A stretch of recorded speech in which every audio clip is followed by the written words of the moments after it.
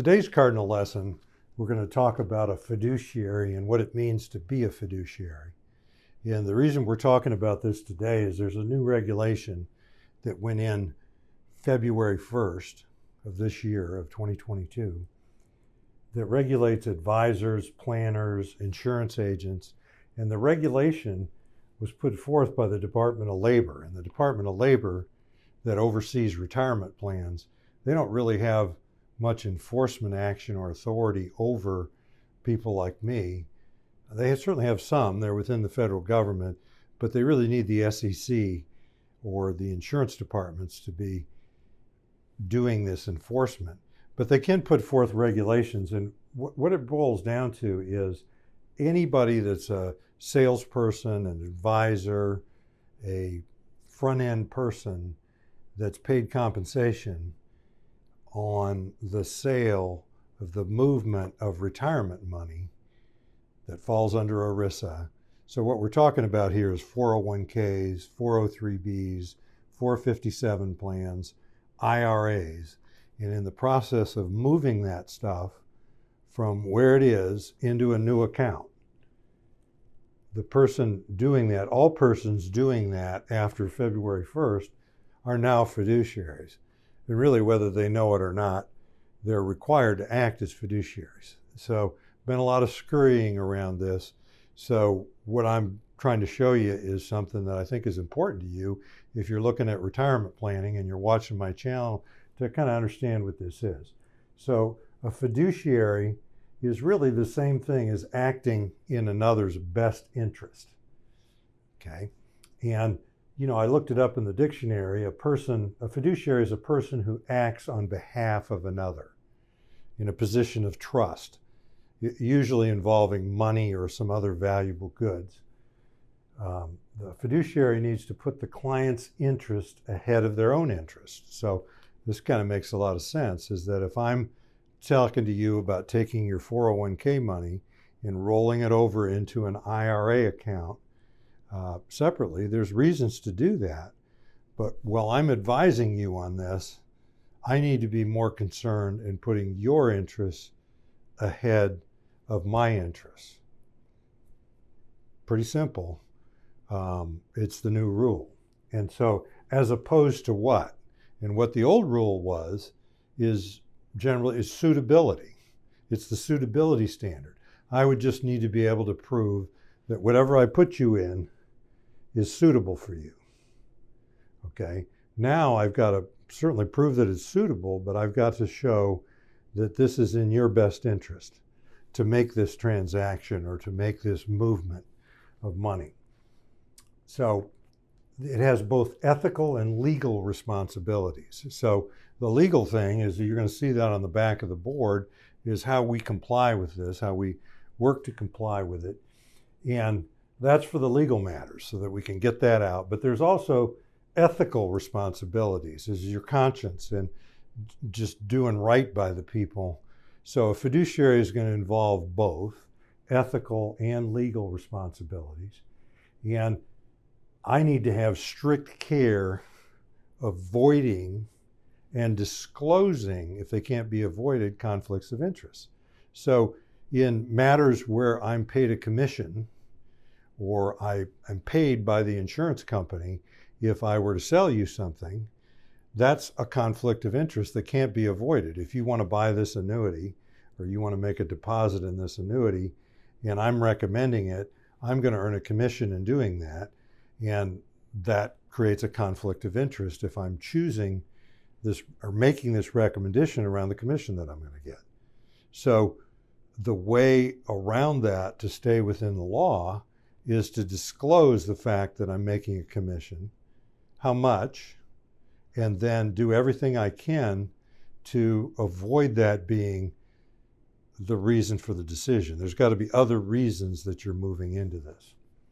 And then to act with prudence, I actually had to look that up. It doesn't sound too good, but prudence really means act with caution, to move slowly, looking for potential conflicts of interest. So to use prudence and loyalty to your customer, loyalty to your client. Okay, So the new regulation put forth by the Department of Labor is going to turn advisors, planners, insurance agents, anybody touching or handling IRA, 401k, any type of money that you haven't paid tax on or it falls under ERISA and you're recommending a movement, all of these people are now fiduciaries. Now, what I'm going to share with you is I've been a fiduciary all along and adhered to these standards, although it gets a little kind of mushy. I was kind of talking in tongues a bit over all of this stuff because nobody can really agree on an exact definition of a fiduciary. You can get it all over the place, but I did my best job with that. But I am one because I'm a CFP, and the CFP, Certified Financial Planner, is a voluntary designation. It's very, in other words, I voluntarily adhere to these standards of the CFP, and their standard is in all matters of financial planning, when I'm serving a client, I'm to act as a fiduciary. It's been that way for a long time.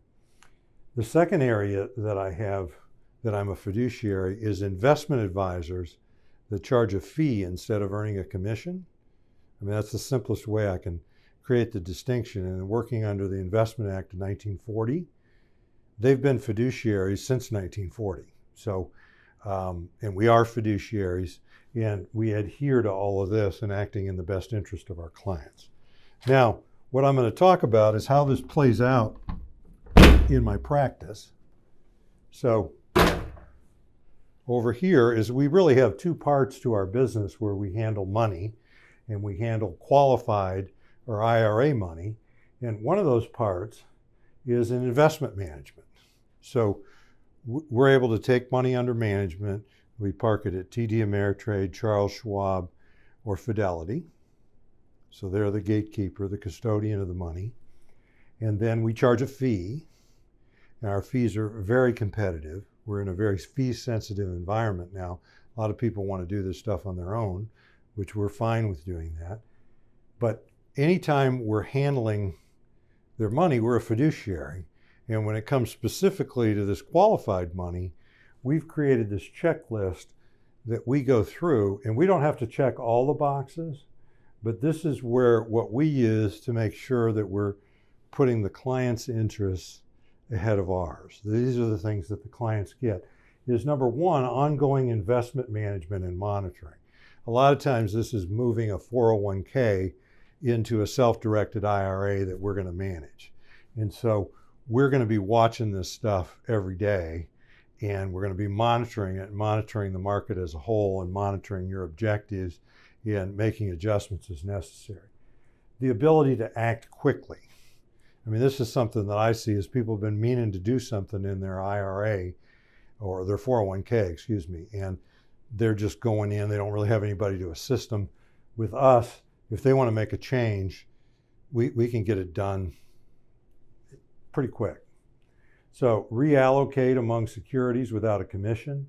So that's another benefit that people get, is if you're in one area and you're invested in, international stocks, and you want to move to small cap US, or you want to move from stocks to bonds, or you want to make any changes within there, you pay the same fee regardless of transactions. That's a benefit to the people. There's more investment options, and that's not always true in the transfers, but if it is true, we're going to check the box. Many times it is true because we have a pretty big universe of what we can offer and manage.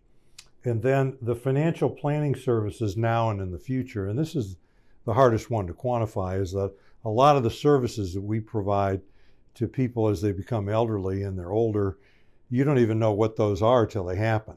But we're CFPs and we have a team of people, so the people that we're maybe handling this transaction now in 2022, where we're moving and rolling over your IRA into an IRA, your 401k, into the future, we stand ready as financial planners to just serve you and do things with taxes, retirement tax planning. That's another area, is we do tax planning, and so we're able to look at the taxes. So, and then when it comes to fees, I mean, the fees for us managing it are either going to be more, they're going to be less, or they're going to be similar, and we're just going to check the box. But we're certainly going to disclose that to you if you're saving money by making this transaction and our fees are less. If you're paying extra but you're getting all this, or they're pretty similar, we're going to make a disclosure of that. So this is actually pretty easy because we're fiduciaries on this side with any transactions that we do, period. Any money we're managing, we act as a fiduciary. Now over on this side, this is where it's a little bit different, is insurance agents selling annuities, handling qualified money, are now fiduciaries. And you're saying, well, why would somebody want to buy an annuity if they can't get it from a fiduciary? Or how can somebody be a fiduciary offering annuities? And we could take this from a lot of different directions, but I could tell you right now, they are. So anybody selling annuities and they're moving qualified money around, they are a fiduciary. And the way we test and then document whether we're fiduciaries is, number one, we're going to look and see, does the annuity that we're offering offer a guaranteed lifetime income? And generally with us, those are part of an overall financial plan, is we've agreed on an amount that these people want to get a check every month for the rest of their life, or the rest of they and their spouse's life. And is that something the annuity offers that they didn't have before? Then you've got guarantee of principal. Most of the annuities that we sell guarantee that you're not going to lose any of your principal. Actually, all the annuities that we sell have that. So they can go up, but they can't go down. And that's something a lot of people want. It's part of a financial plan with some of their money, and that's a benefit to them. It serves their best interest. Now, the disclosure of the commission, which to us would be us or the agent, so we disclose to the client the money that we're paid to sell this particular annuity. And then we're able to prove that first of all, we wanted all this. We wanted these two things and many of the other benefits, but we're able to prove that we chose this annuity from a selection of annuities. So we looked in and we narrowed it down. We could use these 5 annuities, okay? Or maybe these 3 annuities, and from different companies, some of them maybe the same company, and we chose this particular one, and this is the reason we chose it, and this is how it serves the best interest of the client. And we're able to prove from a selection of products.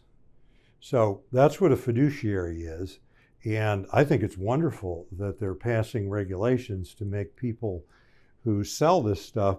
There's a whole lot of people that sell annuities and do financial, where they're doing managing money and selling stocks and bonds, and that certainly don't act as fiduciaries. A lot of them don't even really have a clear idea of what that is. And many of them could be acting in their own interest and thinking that's okay. And still is okay on some transactions. What this is doing is just tightening up the lid, and I think it's going to get tighter.